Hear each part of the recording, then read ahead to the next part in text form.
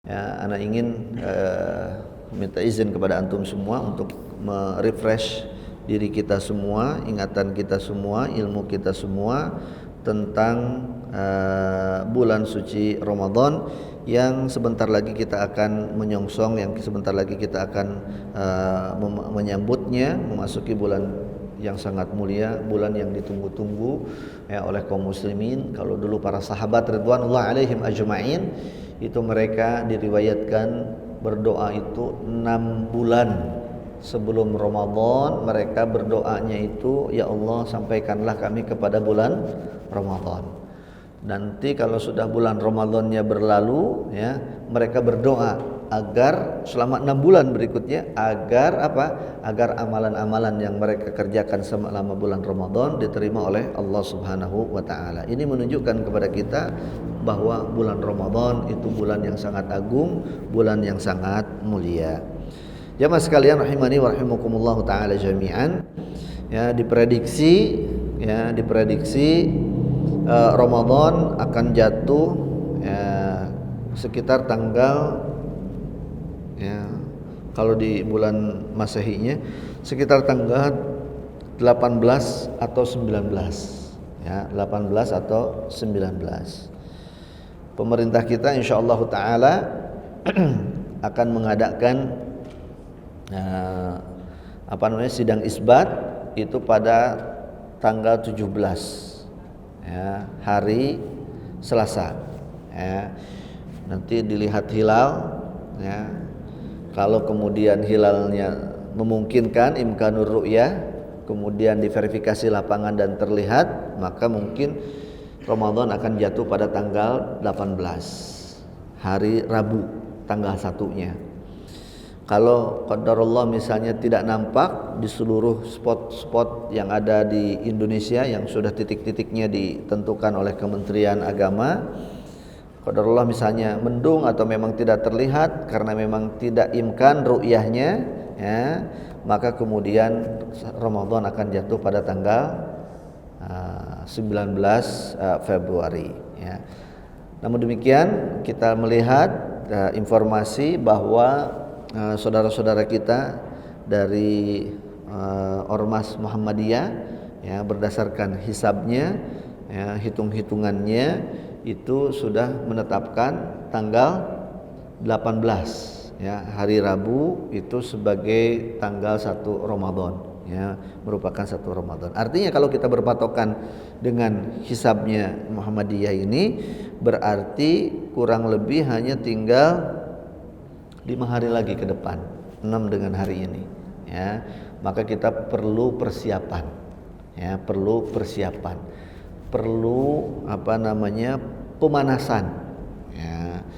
Jadi Ramadan itu kan Masya Allah bulan kita mendulang kebaikan, bulan kita mendulang pahala ya, pahala ya oleh Allah Subhanahu wa taala akan dilipat gandakan ya, pintu-pintu surga oleh Allah Subhanahu wa taala dibuka, kemudian pintu-pintu neraka ditutup, wasuffidatis syayatin, setan-setan dibelenggu oleh Allah Subhanahu wa taala, sehingga potensi untuk kita mendapatkan pahala kebaikan itu sangat besar sekali, peluangnya sangat terbuka lebar dan dibanding di bulan-bulan yang lainnya ya.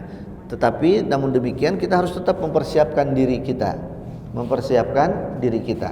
Ibarat kalau kita beranalogi atau kita analogikan itu sebagai sebuah kompetisi perlombaan ya kan. Misalnya itu adalah lomba lari begitu ya, 17 Agustusan, maka orang yang mau ikut lomba lari itu ya, latihannya adalah misalnya larinya 17 Agustus. Latihannya berarti sebelum 17 Agustus, persiapannya sebelum 17 Agustus, bukan nanti 17 Agustus baru kita latihan, baru kita persiapan, ya kita nggak bakal menang ya, akan kalah dengan orang-orang yang sudah mempersiapkan diri sebelumnya. Nah begitu juga dengan amalan-amalan yang begitu agung di bulan Ramadan itu, kalau kita mau sukses ya, maka kita harus mulai persiapkan, latihan dari sekarang. Jangan nanti masuk waktunya baru latihan, ya kalah kita nanti ya, waliyadzubillah ya.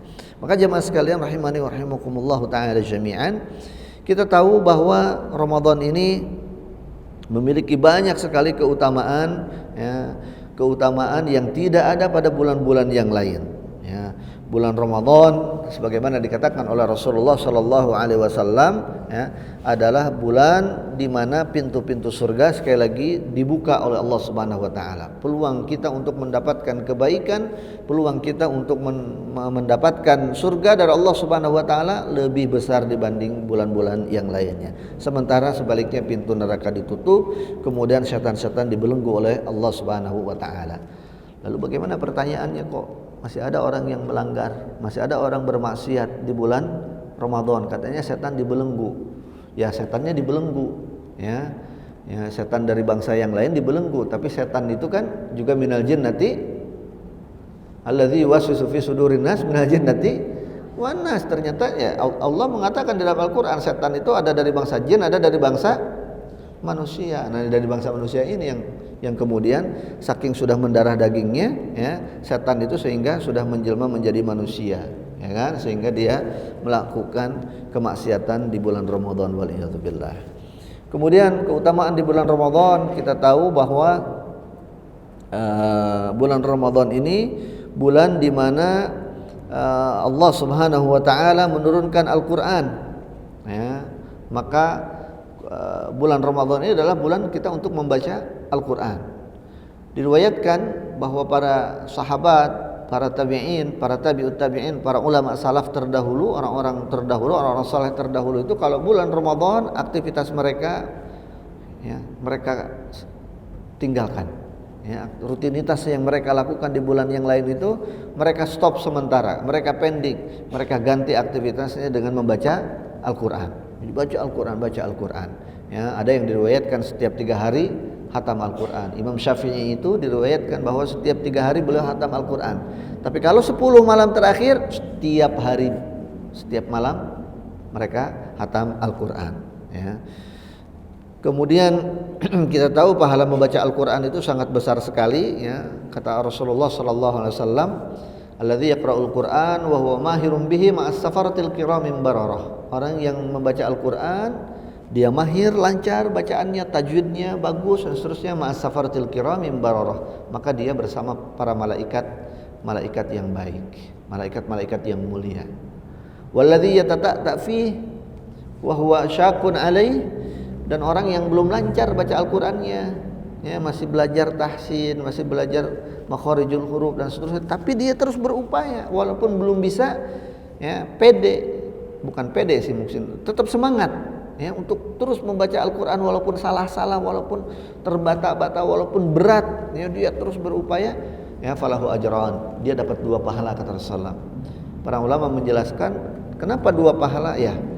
Pahala yang pertama pahala membaca Al-Qur'an, pahala yang kedua pahala dia bereffort, mengeluarkan effortnya itu, ya, bersusah payah untuk membaca Al-Qur'an. Dia dapat 2 pahala. Pahala Al-Qur'an, kata Rasulullah, wala aqulu alif lam mim harfun, aku tidak menghitungnya alif lam mim itu, ya, 1 huruf, tapi itu adalah 1 ayat. Sehingga alif 1 huruf, lam 1 huruf, mim 1 huruf, dan dari setiap 1 huruf seseorang akan dibalas dengan 1 kebaikan, 1 pahala, dan setiap pahala akan dilipat gandakan menjadi 10 pahala, menjadi 10 kebaikan. Sehingga baca alif lam mim sudah 30. Ya, apalagi kalau dilanjutkan zalikal kitabu la raiba fihi hudal lil muttaqin dan seterusnya sampai minal jinnati wan nas, ya, akan berapa banyak kebaikan yang akan didapatkan oleh seorang yang menghatamkan Al-Qur'an. Tentu menghatamkan Al-Qur'an, ya, bukan hanya sekedar membacanya, tapi juga kita berupaya untuk mentadabburinya, mengerti makna yang kita baca, mengerti makna Al-Qur'an, ya. Kalau kita belum bisa bahasa Arab, ya, sambil dibaca Arabnya, teks Arabnya, baca terjemahannya, baca Arabnya, baca terjemahannya, masya Allah, insya Allah itu akan sangat bermanfaat, memupuk keimanan kita, ya, meningkatkan keimanan kita kepada Allah Subhanahu wa taala. Yang terpenting lagi di antara keutamaan bulan Ramadan adalah kata Rasulullah sallallahu alaihi wasallam, man shoma ramadhana imanan wa ihtisaban ghufira lahu ma taqaddama min dzambi. Ini inti ibadah yang ada di bulan Ramadan. Siapa orang yang berpuasa di bulan Ramadan, ya, dengan penuh keimanan bahwa apa yang dia lakukan ini adalah perintah dari Allah Subhanahu wa taala, imanan, ya, dengan penuh keimanan. wahtisaban, dia juga mengharap pahala yang Allah Subhanahu wa taala janjikan. Ya, di antaranya adalah ghufira lahu ma taqaddama min dzambih, maka dia akan dihapuskan dosa-dosanya yang telah lalu. Coba bayangkan, siapa di antara kita yang tidak punya salah? Siapa di antara kita yang tidak pernah khilaf? Siapa di antara kita yang tidak pernah berbuat maksiat?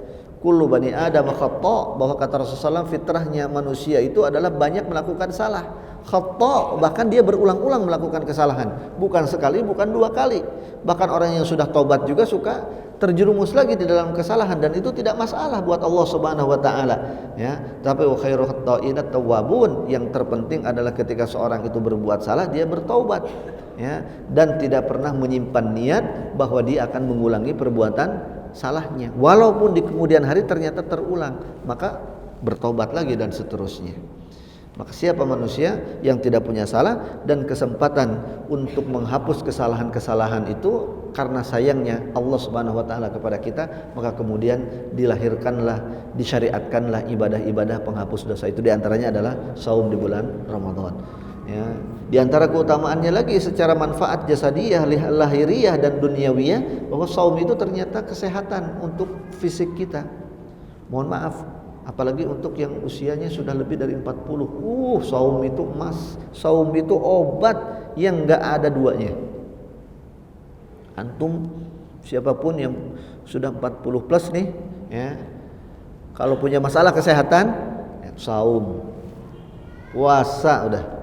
Kalau nunggu Ramadan kelamaan, Senin Kemis, ya, Ramadan kan cuma setahun sekali, Senin Kemis setiap pekan, masih juga, ya, mungkin antum merasa ingin lebih, saum Daud, sehari saum, sehari tidak, sehari saum, sehari tidak, dan seterusnya. Maka sumu tasihhu, ini bukan hadis, ya, tetapi ini maknanya benar. Sumu tasihhu, dan kemudian kedokteran, ya, secara saintifik kemudian membuktikan manfaat daripada saum. Antum mau periksa darah, ya, asam urat, gula darah atau apa itu, ya, kalau mau akurat, saum dulu. Kalau mau akurat, saum dulu, minimal 7 jam, minimal, ya kan? Kemudian mau operasi, orang kalau mau operasi, dokter nggak berani melakukan tindakan operasi, tindakan bedah, kecuali orangnya sudah puasa. Oh, manfaat saum, ya kan? Kemudian sekarang tren IF, ya kan? Coba daripada IF, mendingan saum kita. Ya kan, kata IF itu semakin panjang waktunya semakin baik, ya kan? Di awal-awal berapa jam? 10 jam, naik 12, naik 14. Daripada IF, ya, tiap hari mendingan saum Daud tuh, dari pagi sampai maghrib, ya kan? Dari subuh sampai maghrib saum, pahala iya, sehatnya juga dapat, dan seterusnya, ya. Jemaah sekalian rahimani wa rahimakumullah taala jami'an. Jadi saum, ya, itu luar biasa ibadah, ya, yang kemudian secara ilmiah juga dibuktikan manfaatnya. Lalu kata Rasulullah SAW, as-salawatul khams wal jum'atu ilal jum'ati wa ramadan ila ramadan mukaffiratun lima bainahunna idza ijtunibatil kaba'ir. Salat 5 waktu dari zuhur ke asar, dari asar ke maghrib, dari maghrib ke isya, isya ke subuh, subuh ke zuhur lagi, ini akan menghapuskan dosa-dosa yang dilakukan oleh seseorang di antara kedua waktu itu, di antara waktu-waktu itu. Jadi sholat itu bukan hanya ritual-ritual begitu saja, ya, tapi memiliki manfaat luar biasa.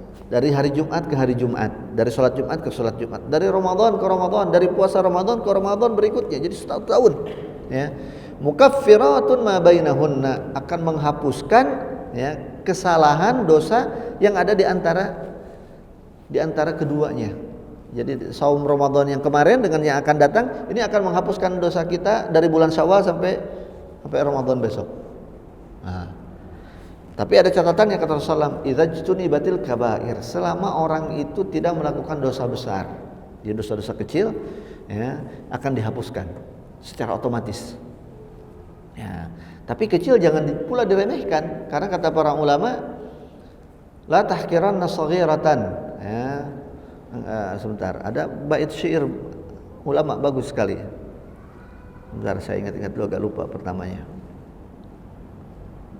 Khalidh dzunuba kabiraha wa saghiraha fadzakat tuqa wa kun kamashin fawqa ardi syauqi yahdharu ma yara wa la tahqiranna saghiratan innal jibala minal hasa. Ini kata ulama ini, beliau katakan ya, Khalidh dzunuba kabiraha wa saghiraha fadzakat tuqa. Ketakwaan itu adalah kita meninggalkan dosa yang besar maupun yang kecil. Jadi jangan ini mah dosa kecil, enggak apa-apalah gitu kan, dosa kecil yang lalu dilakukan. Dia bilang enggak boleh. Wa kun kamashin fawqa ardi syauqi yahdharu ma yara. Kita ini harus jadi orang seperti yang berjalan di atas jalan yang banyak ranjaunya, banyak durinya. Ibarat kita berjalan pakai kendaraan di jalan yang jelek, yahdharu ma yara, maka kita akan sangat hati-hati dan fokus ke jalan supaya kita enggak kejeblos tuh lubang-lubang di jalan, supaya kita bisa milih-milih jalan. Wala tahqiranna saghiratan, jangan sekali kita merendahkan, meremehkan dosa kecil. Innal jibala minal hasa. Kenapa? Sebab gunung yang besar itu merupakan tumpukan dari batu-batu yang kecil-kecil sehingga menjadi gunung yang sangat besar. Jemaah sekalian rahimani wa rahimakumullah taala jami'an, saum secara syariat, secara fikih itu adalah menahan kita tidak makan, tidak minum, dan hal-hal yang membatalkan yang lainnya, mulai dari terbit fajar alias waktu subuh sampai ghurubus syams, sampai terbenamnya matahari alias waktu maghrib. Itu puasa. Jadi kalau kita tidak makan, tidak minum, tidak melakukan pembatal lain itu hubungan suami istri misalnya begitu, maka dari subuh sampai maghrib, maka secara hukum fikih kita sudah bara'atuz zimmah. Kewajiban yang ada pada diri kita sudah tertunaikan. Tetapi kata Rasulullah sallallahu alaihi wasallam, rubba shaimin laisa lahu min siyamihi illa al-ju'i wal 'atas. Ini penting untuk kita ketahui. Kata Rasulullah SAW, banyak orang yang berpuasa tetapi tidak dapat apa-apa dari puasanya kecuali lapar dan haus saja. Nah, mungkin secara manfaat kesehatan dapat tuh tadi, tapi secara pahala dari Allah Subhanahu wa taala ternyata puasa itu yang diinginkan oleh syariat bukan hanya sekadar menahan lapar dan haus saja. Kita harus menahan diri dari yang lainnya. Karena apa? Karena fungsi daripada atau tujuan utama, goal utamanya daripada saum itu adalah la'allakum tattaqun, supaya kita menjadi orang yang bertakwa. Nah, orang yang bertakwa itu adalah orang yang mampu dia mengendalikan dirinya untuk kalau berkata hanya berkata yang benar dan jujur, tidak berkata yang menyakitkan, tidak berkata yang bohong, tidak berkata yang menyinggung dan seterusnya. Kalau dia berpikir, selalu berpikir positif, tidak berpikir negatif. Kalau dia berbuat, selalu perbuatannya itu bermanfaat dan tidak menimbulkan madarat, baik untuk dirinya maupun untuk orang lain. Itu orang yang bertakwa. Kan tujuannya itu. Tujuannya itu. La'allakum tattaqun.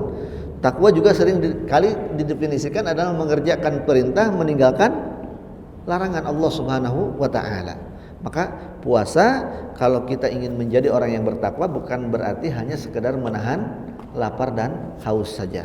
Maka harus diisi dengan amalan-amalan yang lain. Amalan-amalan apa yang menjadi pintu-pintu kebaikan, menjadi madrasah untuk kita kerjakan di bulan Ramadan, adalah selain yang saum tadi itu, adalah kita salat malam. Kata Rasulullah SAW, man qama Ramadhana imanan wahtisaban ghufira lahu ma taqaddama min dzambih. Ini juga salat malam, salat tarawih, itu pahalanya luar biasa. Kata Rasulullah SAW, siapa orang yang salat di bulan Ramadan imanan, penuh dengan keimanan, bahwa ini perintah dari Allah Subhanahu wa taala, bahwa ini adalah sunnah yang diajarkan oleh Rasulullah sallallahu wahtisaban, dia mengharapkan pahalanya, ghufira lahu ma taqaddama min dzambi, pahalanya juga besar, menghapuskan dosa-dosa yang lalu. Ya, kalau kita usia 40 tahun mungkin bisa menghapuskan ke belakang 40 tahun. Usia antum 50 tahun bisa menghilangkan ke belakangnya, imanan wahtisaban, dengan syarat keimanan dan ihtisab, ya. Kemudian, ya, Ramadan ini ada satu kebiasaan yang baik, ya, yang sunnah yang bagus yang mesti kita yang mesti kita pertahankan, bahwa orang yang kaum muslimin, ya, yang sholat malam di bulan Ramadan ini melaksanakannya secara berjamaah. Nah, ini diriwayatkan, ya, di dalam hadis bahwa orang yang sholat berjamaah, sholat tarawih berjamaah, ya, maka akan diberikan pahala seolah-olah dia sholat semalam suntuk. Kata Rasulullah Sallallahu Alaihi Wasallam dalam hadis, ya, riwayat Abu Dawud dan hadisnya sahih, ya, dari sahabat Abu Dzar radhiyallahu taala anhu, Nabi bersabda, innahu man qama ma'al imami hatta yansarif kutiba lahu qiyamul lailatin. Sesungguhnya kata Rasulullah, orang yang sholat bersama imam, artinya berjamaah, hatta yansarif, sampai imamnya selesai, ya, sampai selesai, kutibalahu qiyamul lailatin, maka dicatatkan baginya pahala sholat satu malam penuh. Malam itu hitungannya dari maghrib sampai subuh, itu malam. Ini kurang lebih 12 jam. Mungkin kita tidak pernah sholat tuh selama itu. Pernah nggak? Ya, nggak pernah. Wallahu alam, apakah pernah ada orang, ya, yang nggak berhenti sholat dari maghrib sampai subuh? Mungkin belum ada, mungkin, ya, saya nggak tahu. Sependek pengetahuan saya belum ada tuh. Tapi dengan kita melaksanakan, ya, sholat tarawih berjamaah, qiyamul lail berjamaah, ya, di bulan Ramadan, maka pahalanya seperti orang yang sholat dari maghrib sampai subuh. Masya Allah, ya. Dari maghrib sampai subuh nggak berhenti itu, ya, pahala sholat berjamaah. Tentu bagi laki-laki ini sangat memungkinkan, bagi perempuan maka itu disesuaikan dengan kondisinya, ya, dengan kebutuhannya, dengan keamanannya dan seterusnya, ya. Kemudian jemaah sekalian rahimani wa rahimakumullah taala jami'an, bertalian dengan keutamaan dan amalan-amalan yang kita bisa perbanyak di bulan Ramadan, ya, adalah, ya, bersedekah, perbanyak sedekah, berbagi, memberi. Kata Aisyah radhiyallahu taala anha, ibu kita Ummul Mukminin, adalah Rasulullah SAW, kana Nabi SAW ajwadan nas. Rasulullah SAW itu orang yang paling dermawan yang beliau dapati, ya, yang kita semua mendapati dalam sejarahnya, dalam sirahnya. Wa kana ajwada ma yakun fi Ramadan. Dan beliau itu semakin nampak lagi kedermawanannya apabila tiba bulan Ramadan. Sampai-sampai diibaratkan beliau itu seperti angin yang berhembus. Angin yang berhembus itu tidak pilih-pilih, siapa aja dikasih angin, sepoi, dikasih oksigen semua orang, dikasih nafas. Saking dermawannya Rasulullah SAW, berehan kalau kata orang Sunda. Jadi Rasulullah SAW itu berehan. Ya, bahkan saya pernah dapati satu riwayat Rasulullah SAW itu pulang ke rumahnya, ya, dengan nafas yang agak berat gitu, terengah-engah. Yang ditanya oleh istrinya, kenapa? Beliau ternyata ketinggalan uang yang sudah dia siapkan untuk disedekahkan. Nah, jadi sudah keluar nih, lupa uang buat sedekah, ketinggalan, balik lagi. Nah, kalau kita mungkin, terutama kalau saya, ya, udah besok lagi aja, masih ada hari gitu kan. Ya, toh buat sedekah gitu kan, buat dan seterusnya. Berbeda kalau ketinggalan HP, ya kan. Oh, udah masuk tol pun balik lagi kita. Macet pula enggak jadi masalah gitu kan. Dan seterusnya. Nah, itulah Rasulullah SAW yang harus kita contoh, ya. Jadi beliau ketinggalan uang sedekah, balik lagi. Ya, balik lagi. Sedekah. Nah, selama bulan Ramadan. Apalagi kalau sedekahnya itu, ya, untuk menyiapkan orang berbuka puasa, makanan berbuka. Wah, ini lagi bisa melipat gandakan catatan pahala puasa kita. Sekuat-kuatnya kita, sesempurna-sempurnanya kita puasa, kalau kita sendiri puasa, ya sebulan cuma 30 kali puasa. kalau maksimal hitungan bulannya. Tapi Allah Subhanahu wa taala membuka pintu untuk kita, peluang kita bisa berpuasa di bulan Ramadan sebanyak-banyaknya hari dengan cara yang berbeda. Bagaimana? Memberikan makanan berbuka untuk orang yang berpuasa. Man fattara sha'iman kana lahu mithlu ajri as-sha'im. Ya, siapa orang, barang siapa yang memberikan iftar, berbuka kepada orang yang berpuasa, maka dia akan mendapatkan pahala seperti orang yang berpuasanya tanpa mengurangi pahala mereka. Jadi kalau hari ini kita berpuasa lalu kita berikan kepada orang lain, kepada satu orang misalnya begitu, makanan untuk berbuka, kita ajak dia, yuk kita makan dengan kita, saya sudah siapkan hidangan yang hari ini, mudah-mudahan kau suka, ayo kita coba ya, kita makan di rumah misalnya, atau kita bawakan dia ya, maka berarti hari ini kita puasa 2. Itu kalau yang kita beri 1 orang. Kalau yang kita beri 5 orang, hari ini kita puasa seolah-olah kita puasa 6 hari. Kalau yang diberikan itu 100 orang kali sekian, Masya Allah, tabarakallah. Nah ini harus kita hidupkan sunnah ini. Dan alhamdulillah di Indonesia sekarang sudah mulai nampak di masjid-masjid menyiapkan iftar dan seterusnya.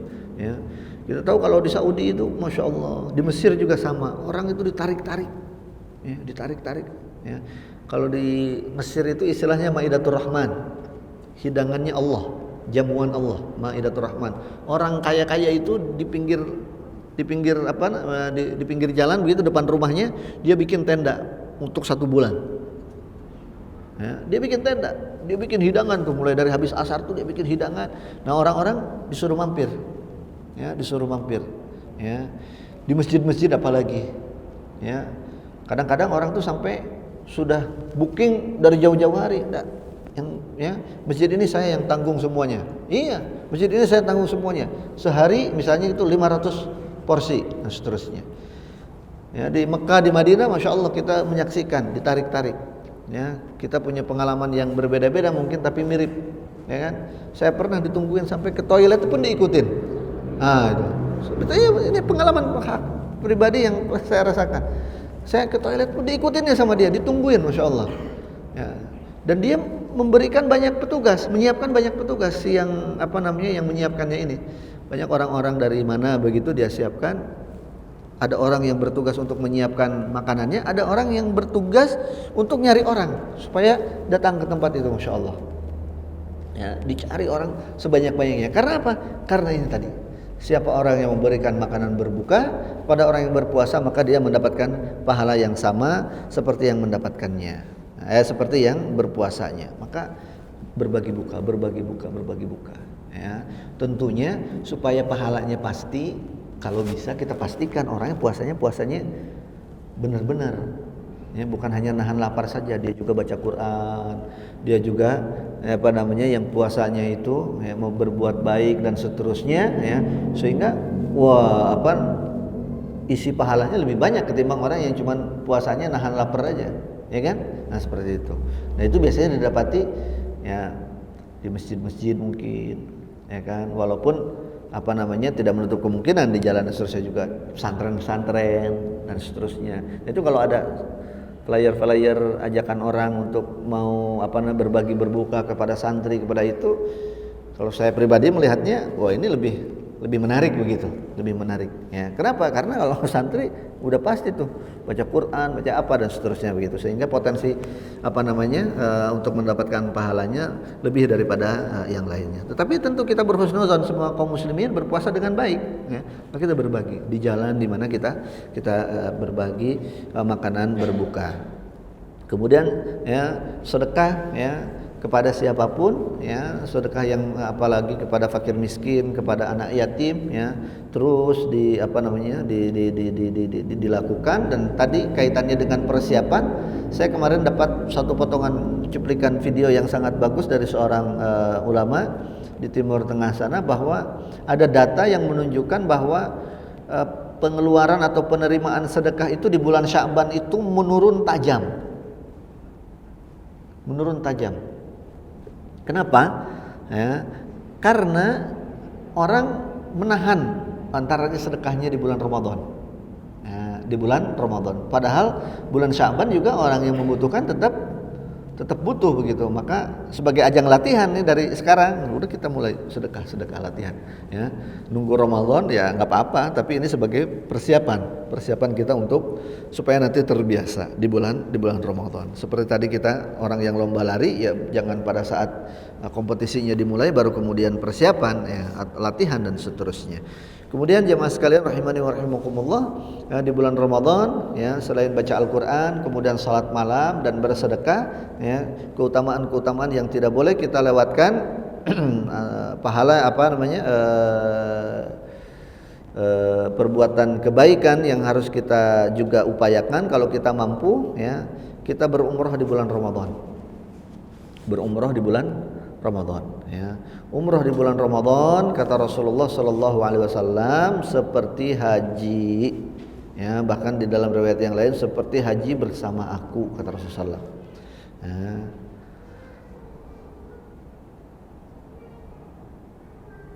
Fa idza jaa Ramadan kata Rasulullah fa'tamiri ya, ini dikatakan kepada seorang sahabat wanita ya, bahwa kalau datang bulan Ramadan ya, berumrahlah, fa inna umrata fihi ta'dilu hajjah, karena sesungguhnya umrah di bulan Ramadan itu sebanding pahalanya dengan pahala haji ya. Tentu orang yang berumrah di bulan Ramadan ya tidak menggugurkan kewajiban haji kalau dia mampu ya. Ini ada orang kaya, lu kenapa nggak haji? Saya udah umrah Ramadan. Nah, kan sama dengan haji ya. Tentu tidak seperti itu analogi berpikir cara kita berpikirnya ya.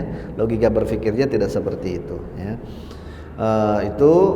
Kalau bagi jamaah ada yang mampu ya, diupayakan ya untuk umrah di bulan Ramadan, baik di awal Ramadan, di akhir, di tengah, tidak masalah kalau tidak ingin barengan dengan i'tikaf. Tapi kalau ada yang ada waktu, ada kesempatan, ada biaya juga, maka dibarengkan dengan i'tikaf, maka itu akan lebih luar biasa lagi, sebab ya i'tikaf juga merupakan ibadah yang khasais ya, termasuk keutamaan yang ada di bulan Ramadan yang kita tidak dapatkan di bulan-bulan yang lain, bahwa Rasulullah SAW itu beriktikaf di 10 hari terakhir daripada bulan Ramadan ya. Kemudian jamaah sekalian rahimani wa rahimakumullah, juga di antara keutamaan yang mesti kita perhatikan ya di bulan Ramadan adalah keutamaan kita berbuat sabar ya. Ramadan itu adalah latihan kita mengendalikan diri, mengendalikan emosi ya. Maka kata kuncinya adalah sabar. Jadi keywordnya adalah sabar ya. Sabar itu adalah menahan diri untuk tidak melakukan sesuatu yang mungkar meskipun kita mampu, meskipun kita kuat untuk melakukan itu. Sabar ya, para ulama mengatakan sabar itu ya harus ada pada 3 posisi ya. Ada 3 kesempatan. Yang pertama pada saat kita melakukan ketaatan. Di ketaatan itu harus dilakukan dengan kesabaran supaya bisa continue, berkesinambungan ya. Jadi sedekah itu harus dengan sabar misalnya begitu. Supaya apa? Supaya sekarang sedekah, besok sedekah lagi, besoknya lagi sedekah lagi, dan seterusnya. Dia harus sabar. Akan ada dorongan dalam jiwa seseorang yang bersedekah itu mungkin suatu dengan godaan setan, kemudian dia berat untuk melakukannya, maka dia harus lawan itu. Nah, itu sabar di dalam melakukan ketaatan. Begitu juga sholat tarawih ya, harus dengan kesabaran supaya seorang itu bisa continue dan tadi berkesinambungan ya. Karena umumnya ya kaum muslimin itu ya, kalau awal Ramadan itu masjid itu sampai keluar gitu kan. Nanti lama-lama dia surut, semakin maju softnya ya kan, makin maju tuh. Ini kemana orang ya, apalagi ya kalau udah mau akhir pindah ya kan, ramainya kemana? Ke mall. Nah ini ya kan. Kalau bisa nih atur waktu dari sekarang, kebutuhan kita Ramadan, kebutuhan untuk lebaran kita penuhi sebelum Ramadan kalau sudah ada rezekinya. Jangan ditunda-tunda ya. Biarlah diskon itu paling selisih berapa gitu ya. Kenapa itu didiskon? Karena mereka khawatir nggak kejual ya. Iya, dan seterusnya begitu. Kita insya Allah akan diganti sama Allah Subhanahu Wa Taala dengan pahala-pahala dengan yang lainnya tentunya insya Allah Taala ya. Nah jadi sabar di dalam melakukan ketaatan itu diperlukan supaya bisa continue, supaya kita berkesinambungan ya, dan juga sabar yang di dalam meninggalkan maksiat juga perlu sabar supaya terus kita tidak bermaksiat. Dan sabar yang terakhir kata para ulama, sabar ketika kita ditimpa sesuatu yang tidak diharapkan oleh kita atau yang disebut dengan musibah. Jadi kata kuncinya adalah sabar, ya. Ketika kita berpuasa, sabar supaya seseorang tidak berkata yang buruk, tidak berkata yang bohong, tidak berkata yang menyakiti perasaan orang lain, yang menyinggung perasaan orang lain, dan seterusnya. Sabar. Semuanya dengan sabar. Kata Rasulullah, man lam yada qaula zur wal amila bihi falaisa lillahi hajatan min an yada ta'amahu wa syarabahu. Ini hadis, ya, sangat keras memperingati kita. Kata Rasulullah SAW, siapa orang yang tidak meninggalkan perkataan dusta atau perbuatan dusta, ya, maka Allah sesungguhnya kata Rasul tidak berkepentingan dari dia, ya, untuk dia meninggalkan makan, untuk dia meninggalkan minum. Jadi percuma berarti dia puasa. Percuma orang puasa kalau mulutnya tidak dijaga, perbuatannya tidak dijaga, sikapnya tidak dijaga. Nah, jadi kata kuncinya tadi sabar. Bahkan kata Rasulullah SAW, kalau ada orang yang nantang berkelahi pun, berantem, ya, nantang, ya, maka apa kata Rasulullah SAW? Katakanlah inni shaim, katakan saya sedang puasa, supaya orang juga mengerti. Oh, berarti kita harus sabar dan seterusnya. Sabar. Jadi kata kuncinya puasa itu adalah sabar. Jangan sampai puasa kita itu cuman casing, dalamannya kopong. Waliyahzubillah. Ya. Secara hukum fikih sekali lagi, orang yang bohong ketika berpuasa nggak batal. Ya, dia nggak harus mengqadha. Ya. Puasanya tetap sah, tapi tadi, ya, isinya mungkin kopong, waliyahzubillah. Karena kata Rasulullah tadi, siapa orang yang tidak meninggalkan perkataan dusta wal amila bihi, dan perbuatan dusta, maka Allah tidak berkepentingan dari orang tersebut untuk dia meninggalkan makan dan minumnya.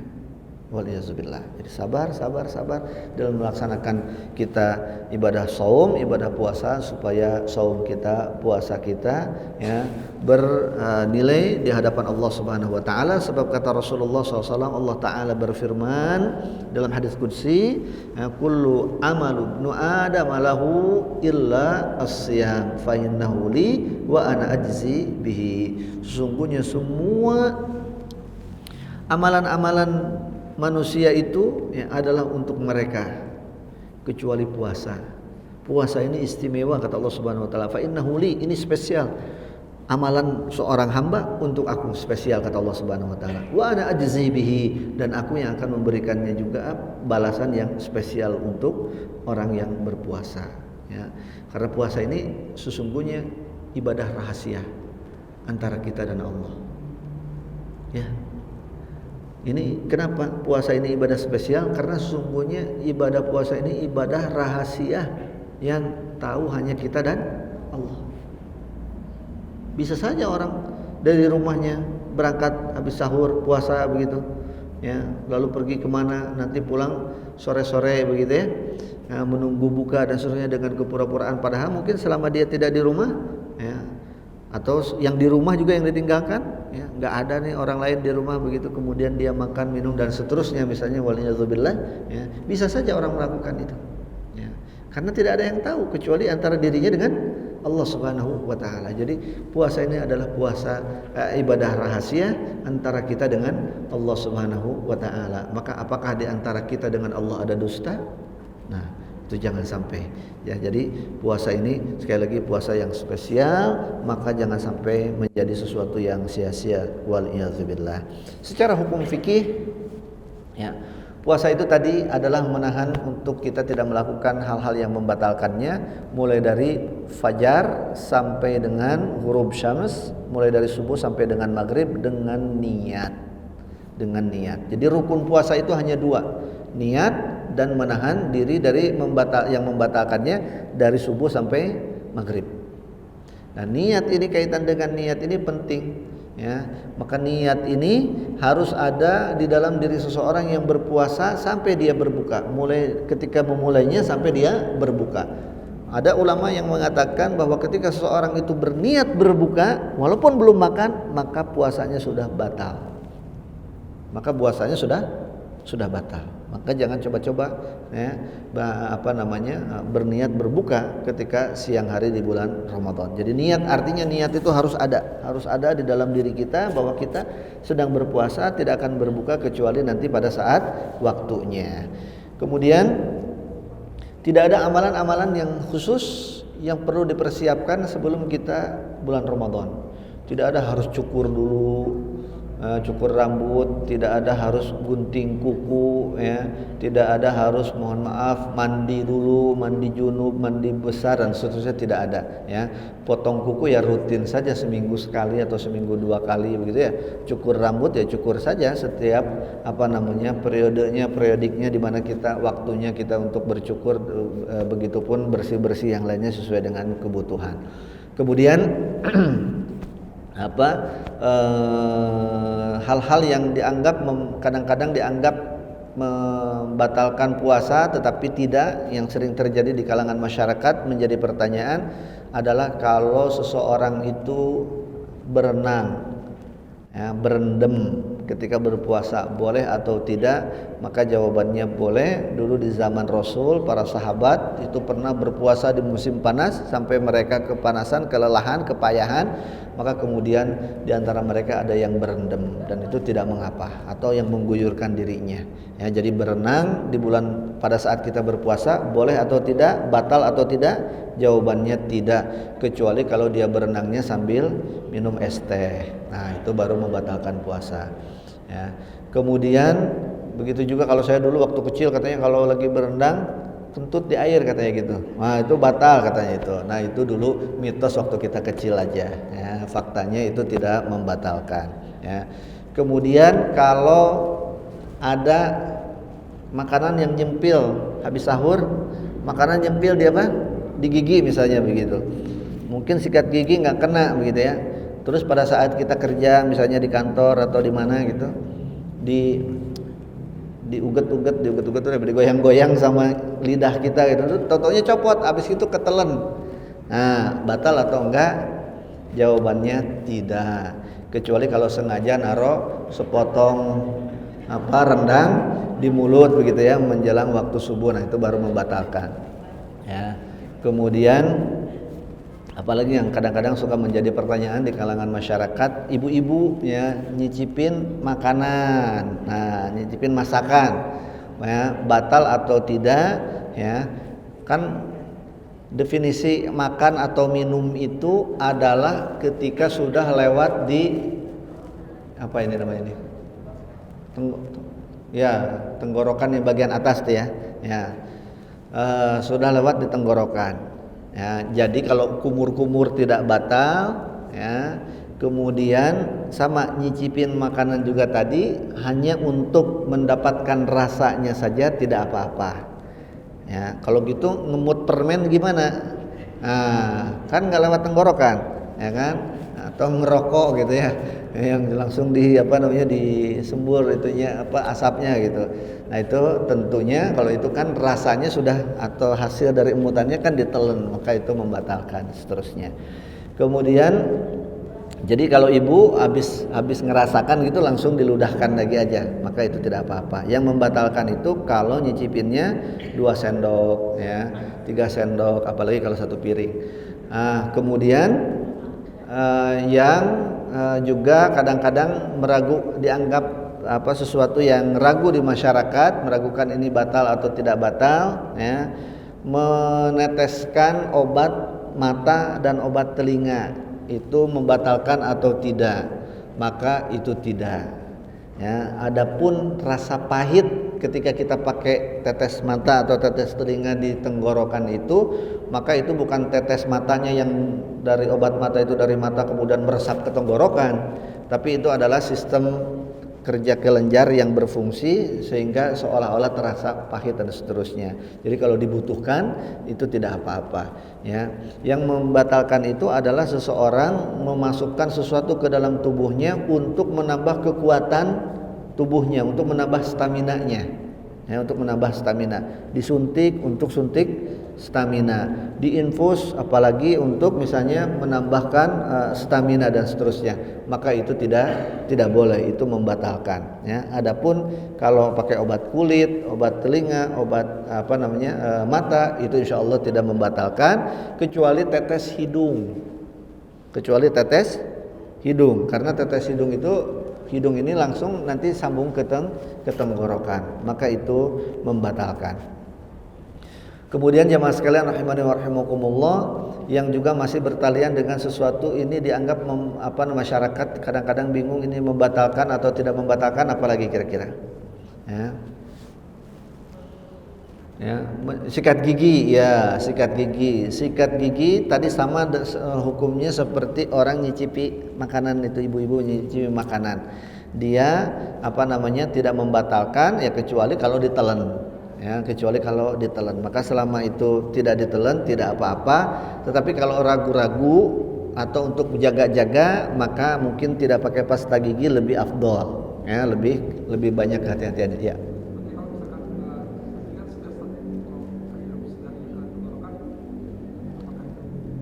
Segernya atau memang ketelan? Kalau segarnya itu akibat efek gitu ya, mulut terasa seger, fresh gitu, insya Allah itu tidak apa-apa. Ada pertanyaan. Sebagaimana juga kalau kita nyium bau masakan. Jadi nyium bau masakan ya, tidak membatalkan. Itu kan lebih masuk lagi tuh Pak, nyium. Ya kan? Ibu-ibu di dapur kan masak kan harum tuh. Ya, kemudian kecium itu tidak membatalkan. Ya. Kemudian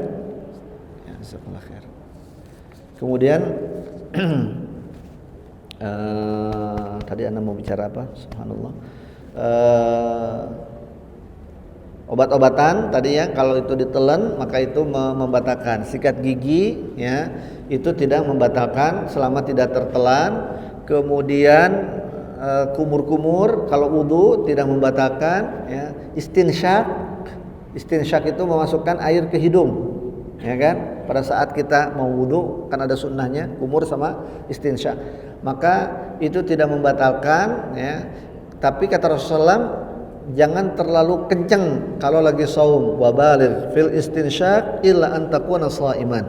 Ya, bersungguh-sungguhlah engkau ketika beristinsyak memasukkan air ke hidung kemudian dibuang lagi kan gitu. Kecuali pada saat engkau sedang berpuasa. Nah, kata-kata kecuali ini pendekatan penafsirannya ada dua. Yang pertama, kecuali kalau saum jangan beristinsyak. Itu penafsiran yang pertama. Jadi kumur-kumur saja.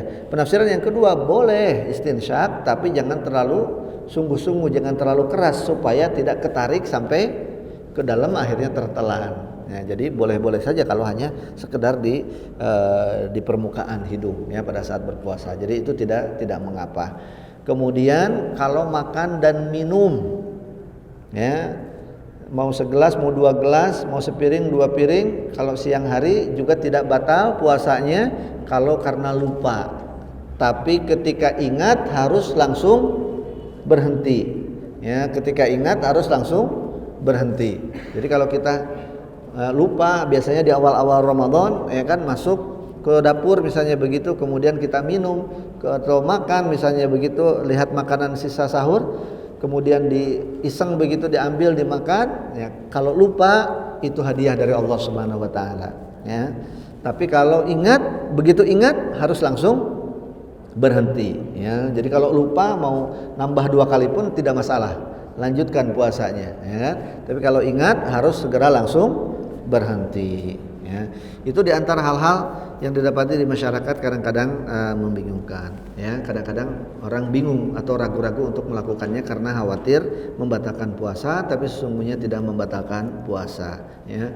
Tadi yang kadang-kadang jadi mitos, kalau berbohong, kalau ghibah batal puasanya, sesungguhnya tidak batal ya. Orang yang berbohong, orang yang berbuat maksiat ya, maksiat karena karena berbohong, karena ghibah, karena misalnya dia melakukan apalagi lah ya, selain melakukan makan, minum dan hubungan suami istri ya, maka itu tidak membatalkan secara keabsahan puasanya, tetapi secara pahalanya tentu tadi kita dengar hadis Rasulullah SAW, orang yang tidak meninggalkan dusta dan perbuatan dusta, Allah tidak berkepentingan dari orang tersebut untuk meninggalkan makan dan minum atau dari puasanya.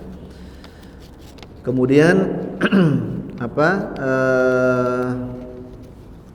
orang yang selama bulan Ramadan juga kadang-kadang waliyadzubillah insyaallah kita enggak ada ya, salatnya masih bolong-bolong. Hati-hati bahwa di dalam rukun Islam itu saum itu datangnya urutannya setelah salat ya. Jadi puasa dilakukan kadang-kadang salatnya bolong-bolong. Itu seperti orang pakai baju tapi tidak pakai celana ya, seperti itu.